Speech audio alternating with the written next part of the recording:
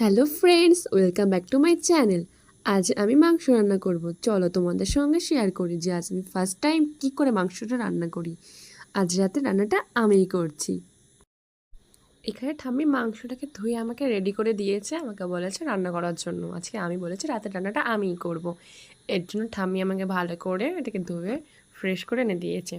So এর মাংসটার মধ্যে আমি আদা বাটা, রসুন আর কিছুটা পরিমাণ কাঁচা লঙ্কা বেটে দিয়েছি। রসুন পেঁয়াজটা দিইনি, কারণ পেঁয়াজটা আমি বেরেস্তা করে দেবো।